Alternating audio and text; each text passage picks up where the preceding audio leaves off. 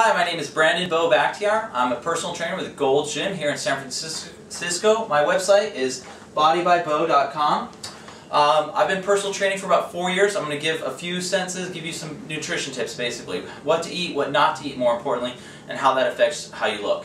I did my undergrad at UCLA in molecular biology. I have an advanced degree from UC Davis in comparative pathology. Just for fun, these are the sorts of books I like and that I've used.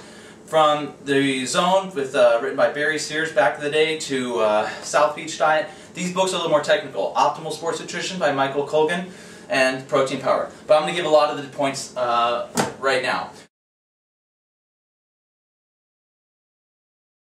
So usually when people are looking to get lean, what you want to do simply is, this is fat, you want to minimize this column, the amount what's in fat, you want to maximize the amount of muscle.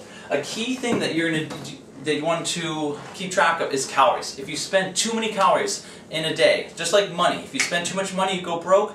In the nutritional world, if you spend too many calories, it's stored as fat, right? So what you're looking to do is spend as few calories as possible, and then what makes up muscle? Muscle is made up with amino acids. Amino acids are the constituents of proteins, right? So you want to optimize the ratio of calories to protein. So anytime I show somebody or tell them like what's a good thing to eat, a good way to evaluate a label. I like this product, Silk, right? You could just look at the total calories. See, check this out. If you can see this, look at the calories per grams protein. Spend those things like money. Calories like money to grams protein. If you just ratio those two, you can see here this product from Silk has a ratio of 80 calories to 7 grams protein. It's a ratio a little worse, a little higher than 11. That's so-so. So what I recommend you do is just basically anytime you're looking at a label, just take into account the calories over grams protein.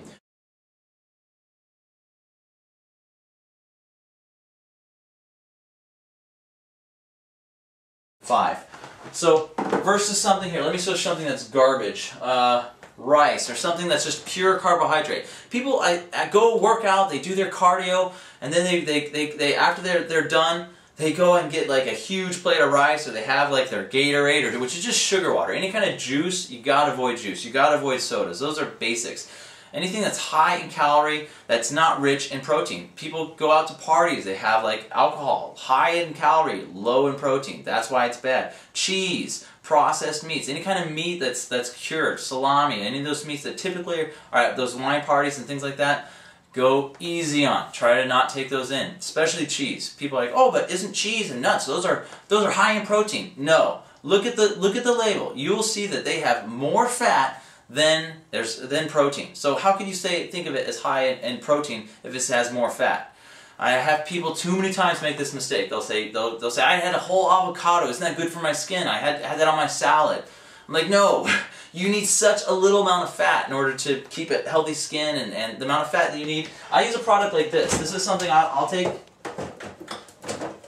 This is, if you want to really supplement fats, you could either use something like just olive oil, get cold pressed. First cold pressed. By law, in order to say first cold pressed on there, that is when they first press the olives and the best oils come out then. After those olives have been pressed, they'll ship them off to to a secondary station, and then they use solvents and high pressure and high heat to get the rest of the oil out. That oil, go and look at this at your store. You'll see that some jars of olive oil, you'll see they don't say first cold press. That's because that's the oil that came out of the olives with the use of heat and solvents, so it's not as high quality of oil. Make sure it says first cold press. If you really want to get gnarly in your fats supplementation, you could use something like this, right?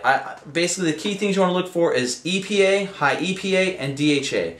All right. So this is pure calories, though, super high calories. I'm not saying drink this down, right? But a tiny little teaspoon is all you need. Again, I see too many times people make the mistake of thinking they need a lot. A lot of fat is okay. Very little. At the end of the day, in summarizing, I want you to just remember, you want to spend calories like money, be frugal with them, right? Because if you have a surplus at the end of the day, either you're going to store that, or you're going to be obligated to doing that much more cardio. And for spending as few calories as you can in the day without having a surplus, you got to get as much protein as possible, right? All right, that's it.